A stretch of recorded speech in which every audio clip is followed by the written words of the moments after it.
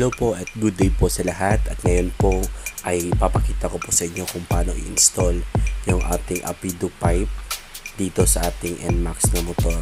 So, nabili ko po itong Apido pipe sa Shopee. Ilalagay ko po yung link sa ilalim kung gusto niyo rin pong kumuha nito o bumili ng Apido pipe. So, i-test po natin mamaya kung gaano po siya kalakas at hindi ba masakit sa tenga o sa mga kapitbahay na maaaring daanan mo ng iyong motor. Every time kasi ay pinapalit-palitan ko lang po yung pipe ko. So kung gusto ko ng Apido pipe, so palitan ko siya na 1 week. Tapos after 1 week, palitan ko naman. Balik ko naman sa stock. So every time, pinapalit-palitan ko lang po yung pipe ko. So kung makikita po ninyo, ay yung stock po yung gamit ko ngayon.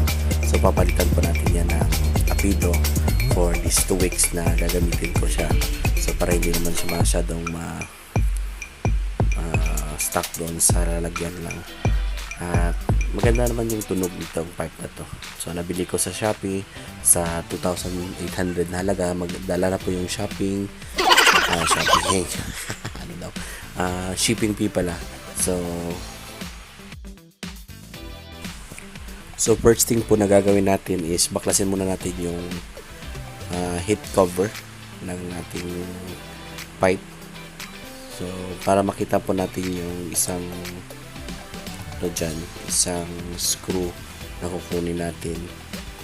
So dahan-dahan lang po sa pagbaklas. So kinakailangan po may gamit ka talaga sa pagbaklas. So yung mga gamit ko, binili ko na yan doon lang sa Ace Hardware at sa City Hardware sa amin. So tingnan nyo, madumi yung pipe. So kailangan natin ng pagpunasan dahil sometimes kapag nag-washing tayo, hindi yan masyadong pasok na ating kamay. So kailangan talaga na punasan mo rin. Okay, so tapos mong punasan, baklasin mo na yung tatlong screw pala na nandyan. So gamit ka po ng 14. So ngayon po ay gagamit ako nito dahil wala akong T na 14. Wala akong makita na stock sa hardware. So yan lang po yung gamit natin.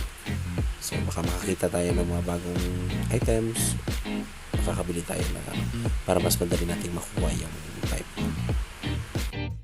So you have to remove the 3 bolts para matanggal yung tambotso dito. So unahin natin din dalawa. Okay.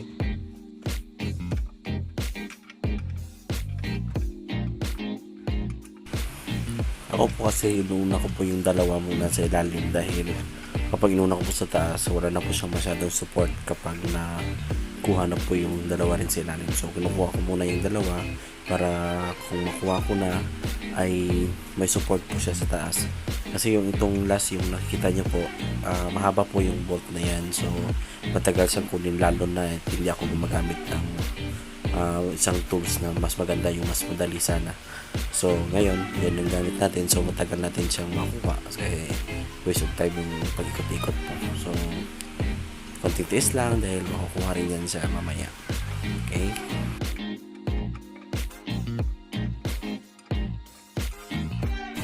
So sa pagkuha, pwede meron siyang tayuan o upuan.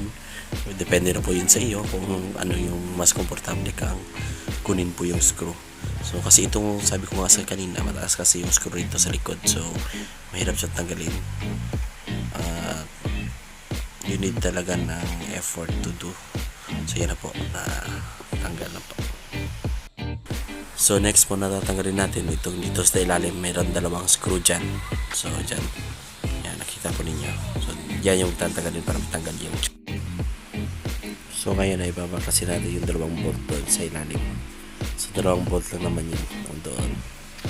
Yan. So kanina hindi ko kinuha muna yung taas para may support. Ayan. So babaklas na.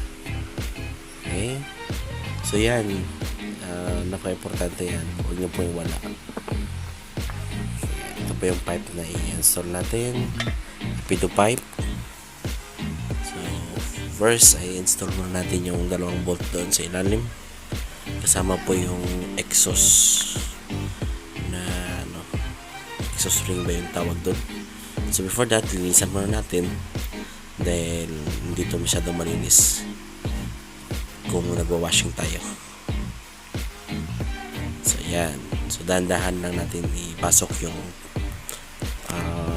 pipe sa kanyang tube. Then after that, yan, ipasok ko na. Okay, dahan-dahan lang po, baka masaktan. So lagyan na natin ng screw. So support screw lang pa rin, wag muna siyang sirado ng masikip. So then install natin yung sa ilalim na dalawang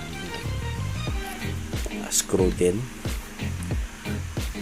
So i-align nyo na lang po para hindi po siya masyadong yung pipe nyo.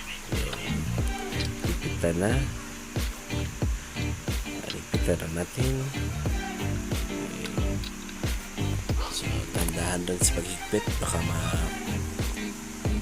yung screw natin. So now ready na po ba kayo sa test, sound test?